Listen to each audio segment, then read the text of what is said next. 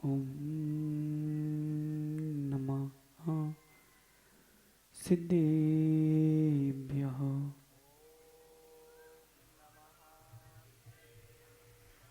यस्य स्वयं स्वभावाप्ति रभावे कृत्स्नकर्मिणः तस्मै संज्ञानरूपाय नमोस्तु परमात्मने। नमो अरन्ताणं नमो सिद्धाणं नमो आयिरीयाणं नमो वज्जायाणं नमो लोये सब साउडम।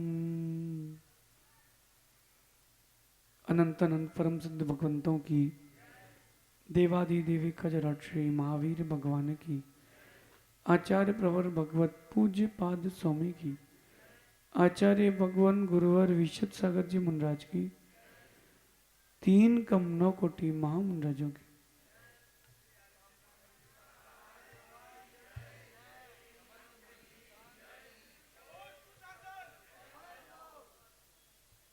भव्य बंधु, अंतिम तीर्थेश भगवान महावीर स्वामी के इस पावन और पुनीत शासन में हम सभी विराजते हैं। तीर्थंकर जिनेन्द्र की पीयूष देशनाई मनुष्यों, हम सभी जीवों के कल्याण का साधन है। भगवान पूज्यपाद स्वामी इष्ट के लिए इष्ट पद की प्राप्ति हेतु इष्ट का उपदेश दे रहे हैं और कह रहे हैं, जब तक आराधना नहीं करोगे तब तक आराध्य नहीं बन पाओगे। जब तक हे जीव तुम आराधना नहीं करोगे तब तक तुम आराध्य नहीं बन पाओगे। परमात्मा की आराधना करोगे व्यवहार से, लेकिन निश्चय से निज परमात्मा की आराधना आवश्यक है। ये विधान, इस विधान का आयोजन केवल द्रव्य का व्यय नहीं है। चाहे कहीं का भी पंच कल्याणक हो, किसी भी समाज के द्वारा किया गया विधान हो, आयोजन केवल इसलिए नहीं है कि एक थाली का द्रव्य दूसरी थाली में स्वाहा। आयोजन का उद्देश्य सिद्धत्व है। आयोजन का उद्देश्य कर्मों की निर्जरा है। पंडित जी, आयोजन के उद्देश्य को व्यक्ति भूल जाता है। बात समझ में आ रही है? नीरज भाई, चोरी जाके सबसे कह देना, पंच कल्याणक प्रतिष्ठा महामहोत्सव हो रहा है,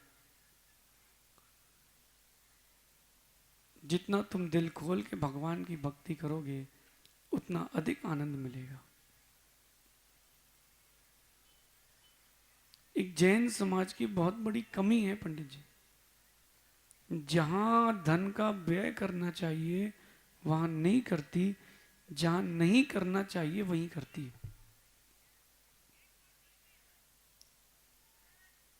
जहां व्यय करना चाहिए वहां दृष्टि है ही नहीं, और जहां नहीं करना चाहिए वहां व्यय करती है। मंदिर में भगवान की मूर्त है, उसका निर्माण सुंदरता से करना चाहिए, उसी के निर्माण में कंजूसी करती है। भगवान की प्रतिमा के लिए कभी पूछा नहीं जाता, क्यों भाई कितने की है? भैया, प्रतिष्ठा ग्रंथों में बहुत सुंदर बात लिखी है,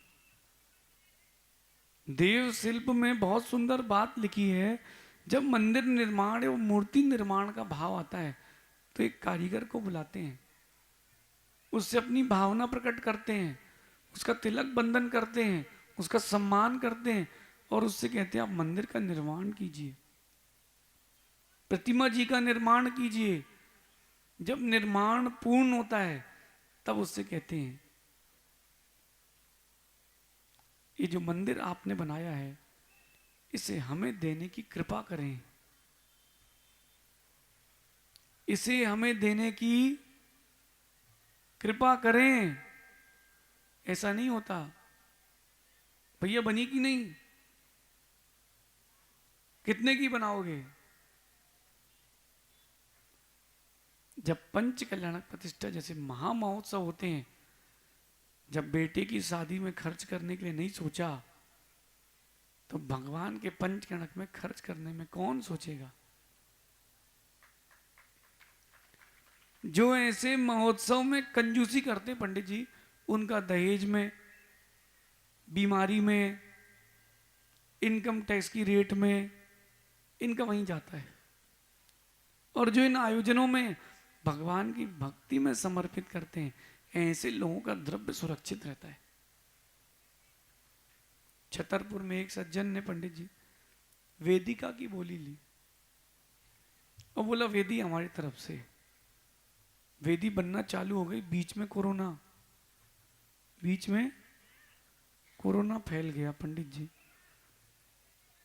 90-95% उसके लंग्स डैमेज थे, फिर भी गया नहीं, इलाज भी हो गया, पैसे भी नहीं लगे। क्यों? उसने पहले ही उस धन का संग्रह कर लिया था, सदुपयोग कर लिया।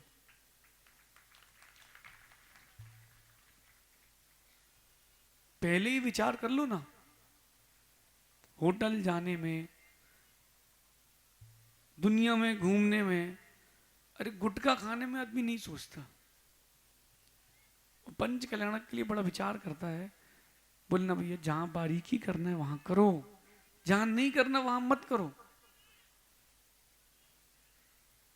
देविंद भाई, अब छावनी से छावनी जी हो गया है, अब साधुओं की और श्रावकों की उत्तम व्यवस्था प्रारंभ कर देना। ये पंच कल्याणक के बाद ही, क्योंकि अब भारत का जो भी साधु इंदौर आएगा वो छावनी होके नहीं जाएगा, बिना छावनी के तो जाएगा ही नहीं।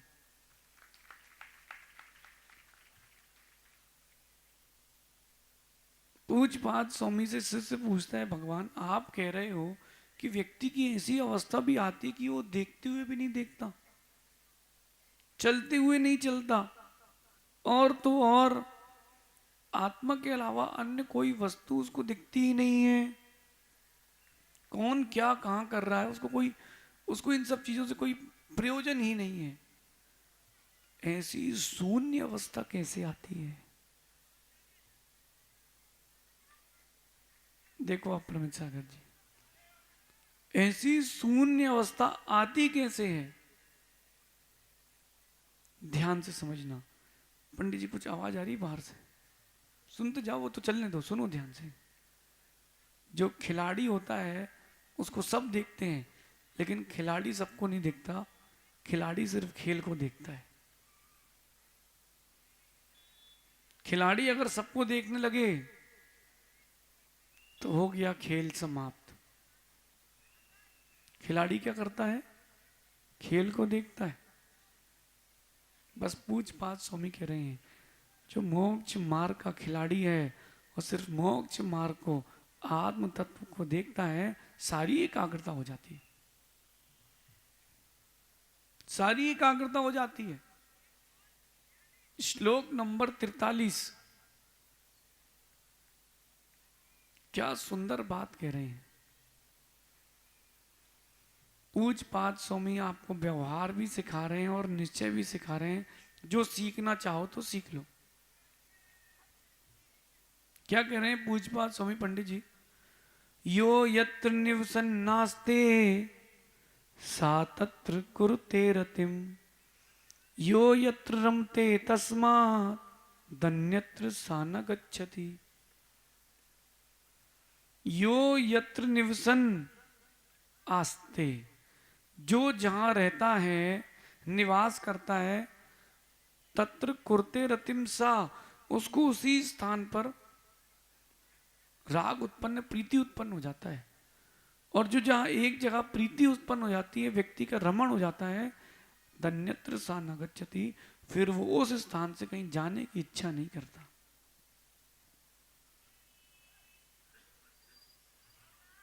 पुराने जमाने के गांव के लोगों के समय याद करो प्रवीण भाई, जिसके यहां से सोना लेते थे, जिसके यहां गिरवी रखते थे, उसी के यहां रखते थे, भले 2 दिन बाद दुकान खुले। नहीं याद? ऐसा क्यों? उसकी वहां प्रीति है, उसकी वहां रति है। अपन व्यवहार निश्चय दोनों से एक बात समझते हैं। पूज्यपाद स्वामी कह रहे हैं, आत्मा आत्मा ही दिख रही है, अन्य कोई द्रव्य की ओर रुचि नहीं है। श्रद्धा है, रुचि नहीं है। जयंत,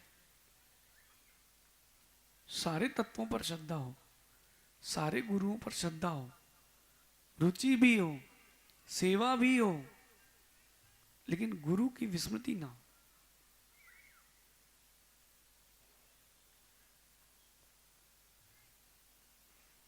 जो जहां निवास करता है उसको वहीं राग होता है, और जहां जिसका राग हो जाता है फिर वो अन्य स्थान पर जाता नहीं है। क्यों नहीं जाता? अरे आप देख लो भैया, एक सामान्य से तिर्यंच भी अपना घर बना लेते हैं दूसरी जगह पर, उनका घर नहीं लगता, मन नहीं लगता बिल्कुल। बोलो नीरज भाई, मन नहीं लगता, क्यों नहीं लगता? कोई पूछ ले अगर आपसे कि क्यों जिनेंद्र भगवान के चरण शरण में रहते हो, दुनिया में बहुत स्थान है। कोई पूछ ले अपने गुरु के पास ही क्यों जाते हो, उसको एक श्लोक सुना देना। अपरम सभी सुनाओगे क्या? अस्ति यद्यपि सर्वत्र नीरज नीरज मंडितम, रमते नामरालस्य मानसम मानसम बिना। बहुत सुंदर श्लोक है पंडित जी, नीति भी है, सिद्धांत भी है, अध्यात्म भी है।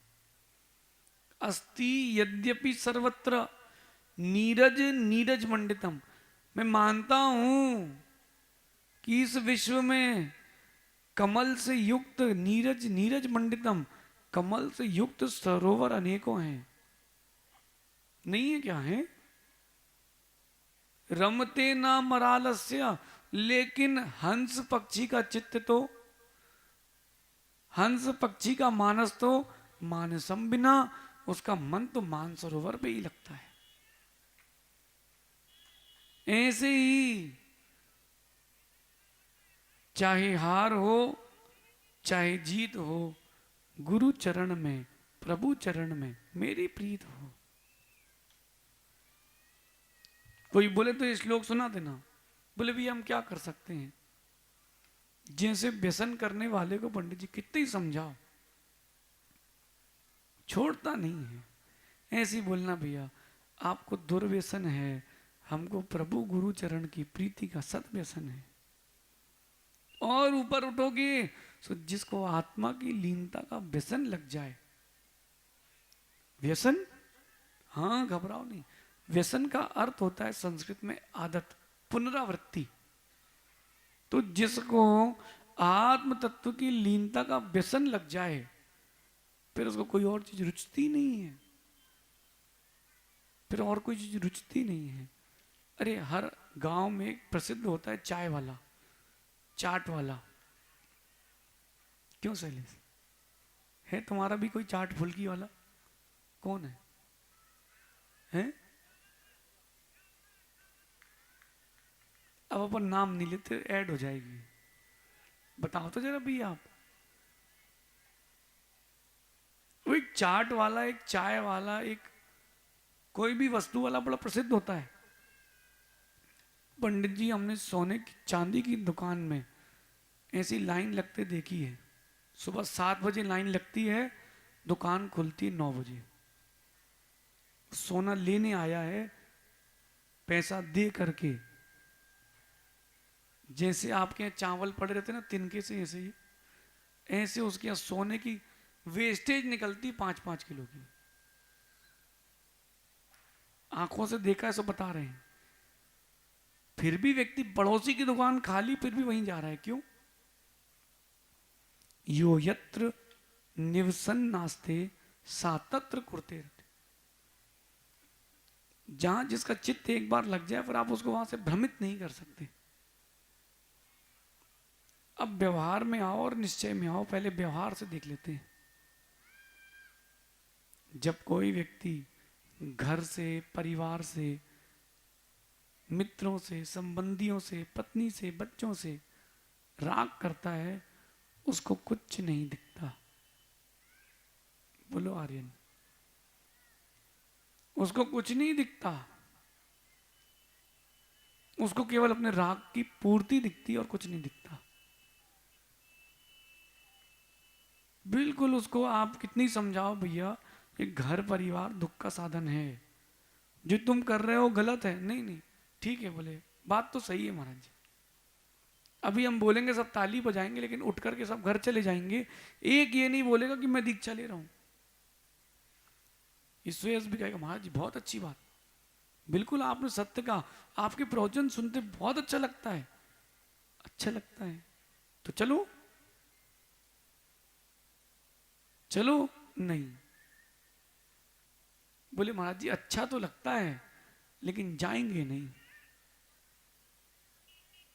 जाएंगे नहीं, क्यों नहीं जाएंगे? बोले महाराज जी हम घर नहीं छूटता। घर नहीं छूटता कि आप नहीं छोड़ते। भैया पीछे रस्सी पकड़ी, पकड़ने रस्सी टंगी जो पीछे, हाँ जम के पकड़ो। अब चिल्लाओ, बोलना रस्सी मुझे पकड़ी है। चिल्लाओ, बोलो रस्सी नहीं छोड़ रही। चिल्लाओ। अब बताओ रस्सी नहीं छोड़ रही कि तुम नहीं छोड़ रहे? क्यों? जहां जिसका राग है वो वही करता है। अब रमेश सागर जी आप जीवन में कुछ भी कर लो, जिसका जो राग है, तीव्र राग है, वो व्यक्ति उसको छोड़ेगा नहीं। हाँ समझाओगे, भवितव्यता होगी तो ढीले तो हो जाएंगे बंधन, बंधन ढीले तो हो जाएंगे, लेकिन टूटेंगे उसके ही जो अपने गुरु की सुनेगा। जब तक अंदर का गुरु नहीं बोले पंडित जी काम नहीं होता। साधु को धैर्य रखना चाहिए। जिस जीव को जो राग है उसके राग की पूर्ति मत करो, लेकिन ऐसा काम भी मत करो कि तुमसे द्वेष हो जाए। नीति रीति से विचार करके काम करना चाहिए। विनोद भैया महाराज जी के आहार चल रहे थे, एक यहां की बात नहीं है, उनके 10 उपवास की पालना थी। 10 उपवास की पालना थी तो श्रावक को विवेक से आहार कराना चाहिए थे। पानी थोड़ा सा ठंडा होना चाहिए, गर्म है, उसके यहां पानी ठंडा था और सभी चीजों में बहुत मिर्ची थी। और पूरे नगर को जितने भी चौके लगे थे सबको पता था कि उनकी 10 उपवास की पालना है। महाराज जी आहार पे गए, इतनी मिर्ची, इतना गरिष्ठ, 7-8 मिनट में उनके आहार हो गए, वो बैठ गए। आहार के बाद है तो इंसान ही ना, भगवान तो नहीं हो गए। उन्होंने बोल दिया भैया कि आपको पता नहीं था कि 10 उपवास की पढ़ना है। थोड़ा सा तेज हो गया माहौल। श्रावक ने तो उनको बदनाम कर दिया, किस बात के साधु हैं, ऐसा बोलना चाहिए क्या? जरा स्वयं विचार करो, और उस व्यक्ति को ऐसा करना चाहिए था क्या? ठीक है उन्होंने बोल दिया। दोनों पक्ष से आते हैं, साधु को कहना नहीं चाहिए, साधु को सिर्फ सहना चाहिए। सहते रहोगे सब तुमको भगवान मानेंगे, और एक बार कह दोगे तुमको लोग श्रद्धा खत्म कर देंगे। बोले क्यों? बोले महाराज जी को क्या जरूरत है बोलने की, हमारी समाज का मैटर है। अरे भैया तुम्हारी समाज गुरुओं से चलती है कि तुमसे चलती है? बोलो, गुरुओं से चलती है। इसलिए धर्म गुरु और धर्मात्मा श्रावक कोई अलग अलग नहीं है, सब एक ही है। ये सब एक ही है, लेकिन किसी को कितने ही समझाना वो नहीं मानेगा, मानेगा तब वो जो अंदर का गुरु बोलेगा तब। एक पंचकणक ऐसा भी देखा पंडित जी हमने, 8 बजे सौदर मिंत्र गायब हो जाता था शाम के। हमने पूछा भाई सौदर मिंत्र कहाँ है? बोले महाराज जी वे तो चालू हैं प्रतिदिन 8 बजे, और उसको तो कोई मतलब ही नहीं हो, उसको तो अपनी बाटली खोलना है।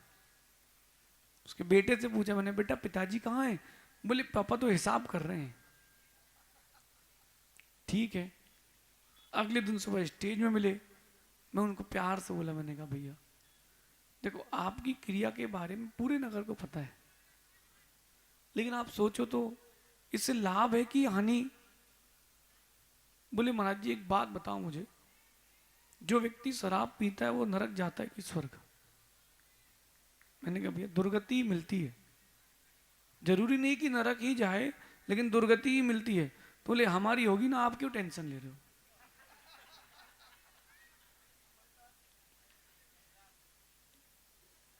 ना समझ समझदार था, अज्ञानी ज्ञानी था। मैंने कहा ठीक भैया, हमने उत्तम क्षमा, हमसे गलती हो गई। लेकिन पंडित जी विवेक से विचार करके, व्यक्ति के प्रति आपका दया का भाव है, आप उसे छुड़वा सकते हो। अगली बार जब वो मुझे मिला, मैंने उससे प्रीति से कहा भैया वैसे ही चल रही है? बोले थोड़ी सी कम हो गई है। हमने कहा अगर आपके बेटे ऐसा करते मिले तो आपको कैसा लगेगा? अब उसको थोड़ी चुभी, और मैंने कहा आपके जाने के बाद आपके बच्चों का ध्यान कौन रखेगा? उसको और चुभी। मैंने कहा अभी कुछ मत करो, आपको मेरे साथ रहना है, 1 महीने तुमको मेरे साथ सामायिक करना है। पंडित जी दोपहर शाम को उसको हम बुलाते थे, हम लोग सामायिक करते थे, कमरे की लाइट बंद, उसको माला देते थे, तू माला फेर, इसके बाद जाके पियोगे ना ठीक है, लेकिन अभी माला फेर लो। वर्गणाएं वैसी प्रभावित करी, जो 5-5, 7-7, 10-10 दिन कुछ खाता नहीं था, सिर्फ पीता था। अब वो 7 बजे मंदिर जाता है, 10 बजे लौटता है। बदलना आना चाहिए व्यक्ति को। मानते हैं हम जिसका जहां राग है वो छूटता नहीं है, नहीं छूटे राग तो नहीं छूटे, हम अपना प्रयास तो बंद ना करें। प्रयास करना क्यों बंद करें? लेकिन मानेगा वही जिसके अंदर का गुरु बोलेगा। नहीं तो यहां भी चातुर्मास में ऐसे लोग थे जिनको 1 मिनट के लिए भी कोई त्याग नहीं कर सकते। बोले जब तक इंदौर में आप हो गुरु जी तब तक हमारा त्याग। कैसे त्याग कर दिया भैया, कैसे त्याग कर दिया? ऐसे भी लोग हैं पंडित जी, प्रवचन सुनकर के उन्होंने, जैन नहीं थे, उन्होंने जीवन पर्यंत के लिए मांस का त्याग कर दिया। और त्याग जब तक नहीं किया, वो रोज सुनता था प्रवचन, अजैन बंधु, और प्रवचन सुनने के बाद जब त्याग कर दिया तब चरण छूने आया। बोले अब मैं चरण छूने लायक हुआ हूं। देखो अजैन तो जूते चप्पल किनारे रख करके हाथ जोड़ के खड़े हो जाता है, जैन व्यक्ति जूते पहन के ही चरण छू लेता है। कैसी संस्कृति हो गई है? अजैन माँ अपना पल्ला जमीन में रख के ऐसे ऐसे करती है, वो देखा कि नहीं? और आपको नहीं पता कि गुरुजन जा रहे हैं। क्या कर सकते हैं? घर का राग, धन का राग, भोजन का राग, भोगों का राग व्यक्ति को छूटने ही नहीं देता, छोड़ने ही नहीं देता। जो गलती व्यक्ति पहले कर चुका है उसी गलती में फिर जा रहा है। देखो आप प्रमित सागर जी, कितनी समझा लो, अपनी गलती को व्यक्ति दोबारा रिपीट कर रहा है। अब वो अति तीव्र भाव से कर रहा है, जिसका दुर्गति का बंद हो जाए उसको बचा नहीं सकते। फूले फले न बेत, जदभी मेघ बरसे अमृत सम, और मूरख हृदय न चेत, गुरु मिले बिरंची सम। विरंची यानी ब्रह्मा।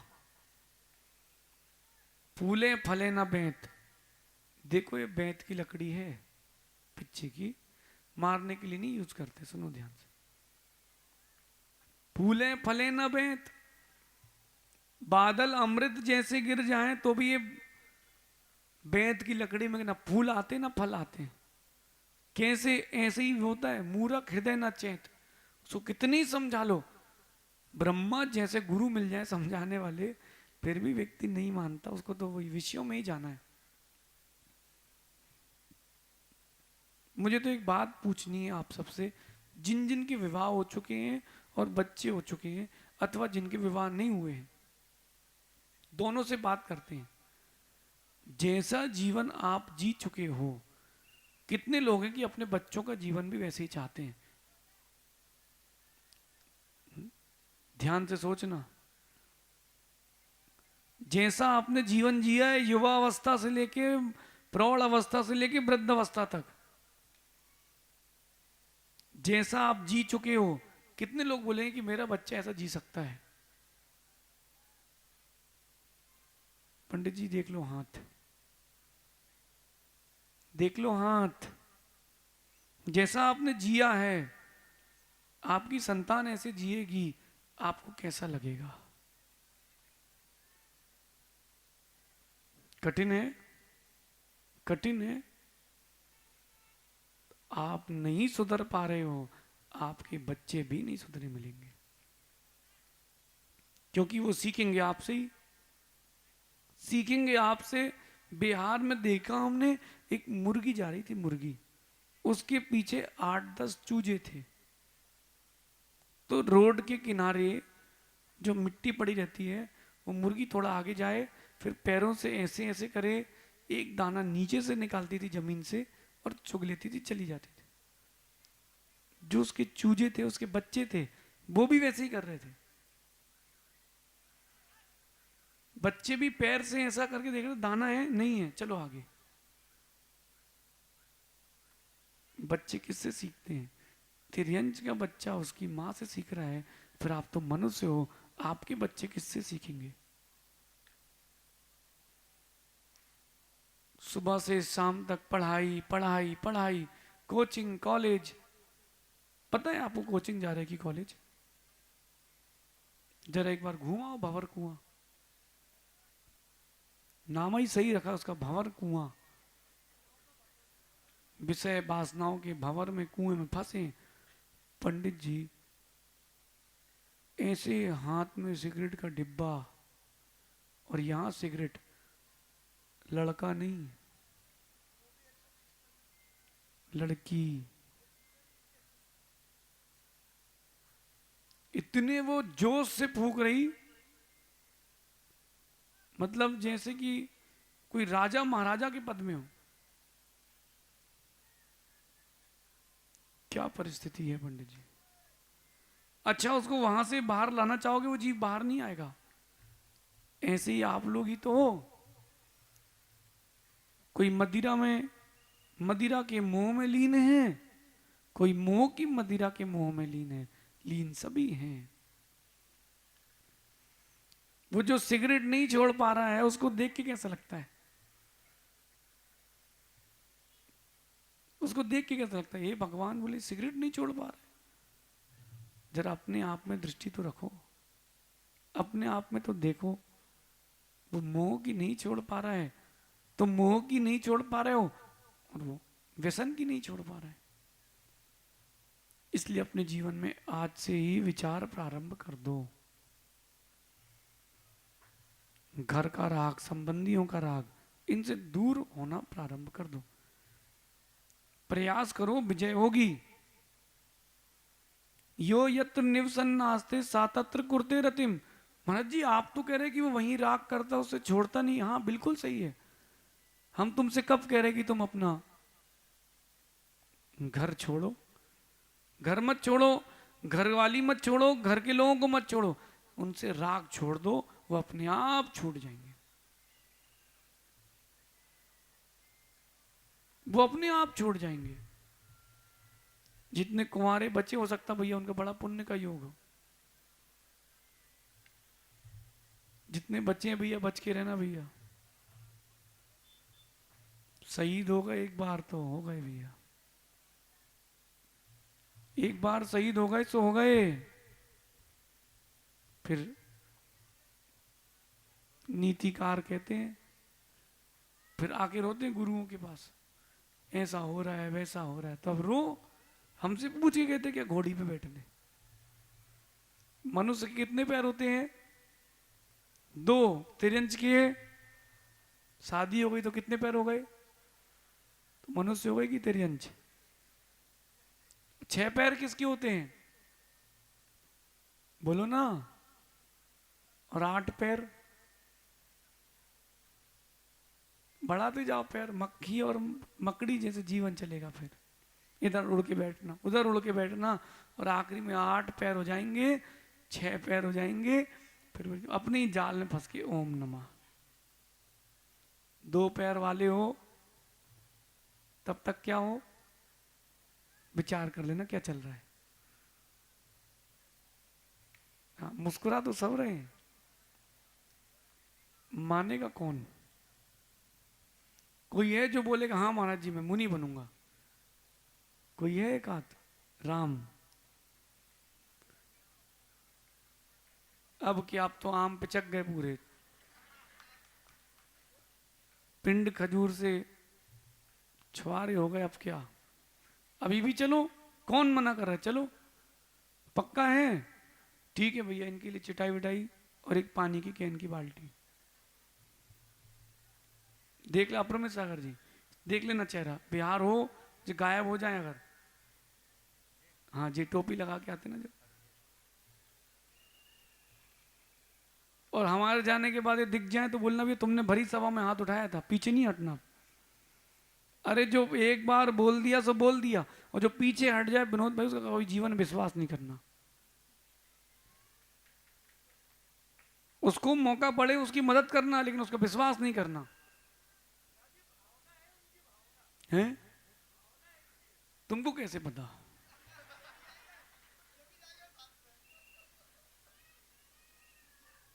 कठिन है। यो यत्र निवसन्नास्ते सा तत्र कुरते रतिम। व्यक्ति से अपने घर का बोले कि रहने दें, पोंछा लगाते हैं किससे? घर में वो पुराने चड्डी बनियान हो जाते, उससे पोंछा लगाते मिलते हैं। मोजे हो जाते पुराने, उनसे प्लेटफॉर्म पहुंचते मिलते। भगवान जाने कैसे घिने लोग हैं। वो चड्डी बनियान मोजा फटा पुराना तो छूट नहीं रहा, अब इनसे घर क्या छूटेगा? अरे ऐसे भी देखे पंडित जी हमने, आप लोग तो नहीं करते हो, बनियान फट गई पुरानी हो गई तो उन्होंने उसको काट के वो कपड़ा आटे में लगा लिया।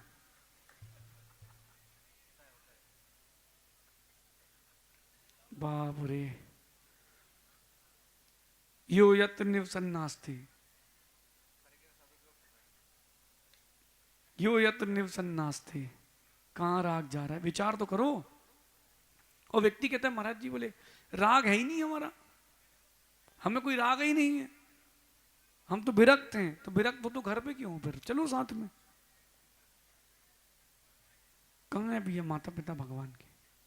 सीलचंद जी हैं क्या भैया? अरे जे नहीं, दूसरे वाले हमारे पुराने वाले भैया भगवान के माता पिता बन चुके हो।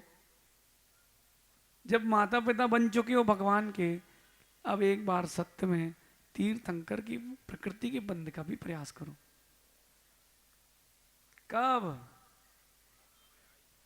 बस समय आई गौ महाराज जी, बस अभी 10 साल और, बस 10 साल और महाराज जी, फिर तो हम आ ही जाएंगे। नलियां लग जाती हैं, फिर लेकर के आते हैं लोग। आजकल भी एक नया सिस्टम आ गया है, वेंटिलेटर। पैसा कमाने का सबसे अच्छा तरीका क्या है? वेंटिलेटर। पहले के डॉक्टर अच्छे थे भैया, 3 दिन बचे आप ले जाओ गुरुजी के पास, बेचारा समाधि तो कर लेता था। इन्हें 4 इंजेक्शन लगाए, टोटल किया बेहोश, वेंटिलेटर लगाया, अब गया व्यक्ति। ऐसे मत जाना भैया, कितने लोगों को ऐसे जाना है? ऐसे मत जाना, पहले आ जाना। तवे में रोटी जले उसके पहले उतार लेना, तवे में रोटी जले उसके पहले उतार लेना। लेकिन क्या बताएं भैया, जो रागी होता है, कंजूस होता है, वो नहीं छोड़ पाता। हाथी देखा आप लोगों ने? हाथी, हाथी, हाथी, एक हाथी पानी पीने के राग से तालाब में उतरता है, भूल जाता है कि दलदल क्या, उसको तो पानी दिखता है, पानी पीने के राग में रहता है, पानी पीता है और वो सोचता है कि अंदर और गहरा पानी मिलेगा, और अंदर जाता है, जितना अंदर जाता है उतना दलदल में फंस जाता है। फिर आखिरी में ओम नमः, दलदल है दलदल, राग की दशा दलदल है।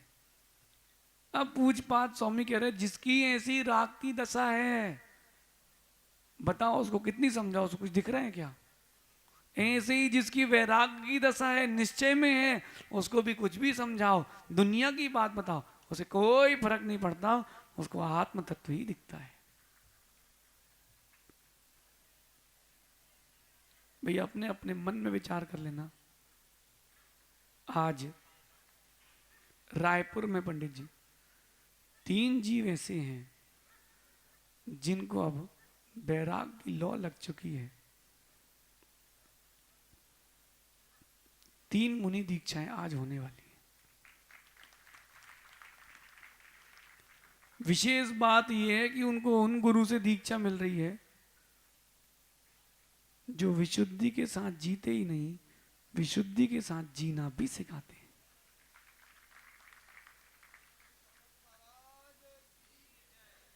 पंडित जी बहुत कठिन है, दीक्षा ले लेना सरल है, दीक्षा का निर्वाह करना बहुत कठिन है।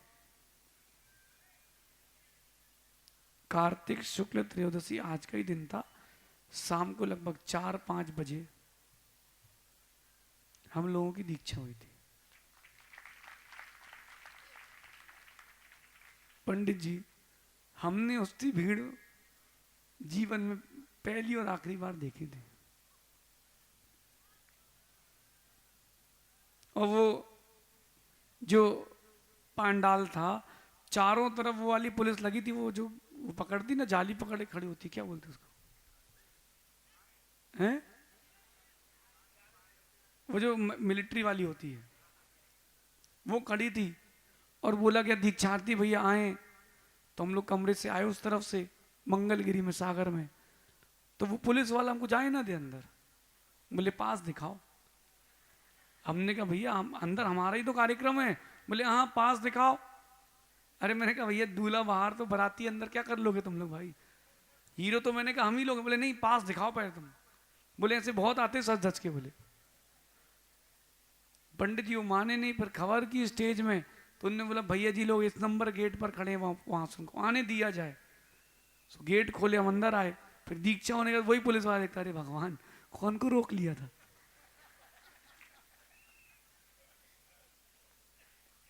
अरे भगवान, बोले आप ही की दीक्षा है। उसको क्या पता है जिन शासन की महिमा बड़ी विशाल है। एक समय पहले तक संसार ही रहता है, एक समय बाद मुक्त हो जाता है। वही पाषाण की प्रतिमा कारीगर पैरों में रख करके ठीक कर रहा है, उसमें प्रशस्ति लिख रहा है, ठोक ठोक की आंखें बना रहा है, 2 दिन के बाद भगवान हो गए। ये संस्कारों की और उनकी साधना की महिमा है। व्यवहार आज समझ लिया, कल निश्चय समझ लेंगे भैया। व्यवहार आज समझ लिया, राग जिसका होता है वो छोड़ता नहीं है। पूजपात स्वामी कह रहे जो रागी की दशा होती है वैसी वैरागी की होती है। रागी को राग में एकाग्रता है, वैरागी को वैराग्य में एकाग्रता है। इसलिए बहिरंग वस्तुएं उसको दिखती ही नहीं है। लोग अपने घर में ले जाते हैं आहार के लिए, कहते महाराज जी ये हमारा कमरा, ये हमारी छत, हमें तो भैया थाली दिख रही, तुम तो थाली दिखाओ। अपन ने किए आहार और अपन फिर साधु महाराज किसके, साधु महाराज किसके, खाया पिया किसके। वो तो आहार पे तुम्हारे घर आए हैं। अब ओम शांति, जब तक आहार कराना तो घर पे फिर निकल जाएंगे। उनको तुम्हारा महल अटारी कुछ नहीं दिखता, उनको दिख रहा है भैया ये ओंगन डालो, 24 घंटे का काम हो गया, अब शांति साधना करो। भरत चक्रवर्ती से किसी ने पूछ लिया, बोले बड़े ढोंगी हैं भरत जी, घर में ही बैरागी, घर में ही बैरागी, 96,000 रानियां हैं, बोले बैरागी हैं। कितनी? 96,000 रानियां, बोले बैरागी। हाँ बोले भैया बैरागी। बोले काहे के बैरागी हैं? 96,000 रानियां हैं, बैरागी हैं जी लोग। उनने कहा बुलाओ जरा कौन है। बोले ऐसा आपका सोचना है? हाँ। बोले हाँ सही तो बोला। बोले मैंने। बोले काम करो आप मेरी इच्छा पूरी कर दो एक। बोले क्या? बोले आप मेरा अंतापुर पूरा घूम के आओ, 96,000 रानियों को देख के आओ, जाओ। पूरी रानियों को महल की अटारी में खड़ा किया गया, पूरी रानियों को। उससे कहा जाओ देख के। बोले आओ। बोले रुको सुनो पूरी बात। हाथ में कटोरा, कटोरे में तेल, और तेल पूरा लबालब, कि एक बूंद भी डालो तो छलक जाए। और बोले जाओ ये हाथ में लेके जाना, एक बूंद भी छलक जाए इसकी गर्दन निकाल लेना। बोले साहब ये क्या है? बोले हाँ जाओ जाओ। मारना नहीं था, उसको शिक्षा दे रहे थे कि सुनो। वो बेचारा कटोरा हाथ में, एक एक कदम, गड्ढा है कि क्या है, सामने कोई गाड़ी तो नहीं निकल रही, रथ तो नहीं निकल रहा, बिल्कुल धीरे धीरे 96,000 रानियों का महल घूम घाम के शाम को लौटा वो। राजा बोले बताओ कौन सी रानी सबसे अच्छी है? बोले पहले कटोरा लो, पहले कटोरा लो। बोले अभी आप ना। हाँ बोले अब। बोले दिखा क्या? कुछ दिखी क्या? बोले साहब एक भी नहीं दिखी, रास्ते का कंकड़ पत्थर। बोले कुछ नहीं, रथ नहीं, महल नहीं, रानी नहीं, घोड़े नहीं, क्या दिख रहा था? बोले हमें तो प्राण दिख रहे थे। बोले ऐसे ही हमें भी प्राण दिखते हैं, रहते सबके साथ हैं लेकिन रहते खुद में ही हैं।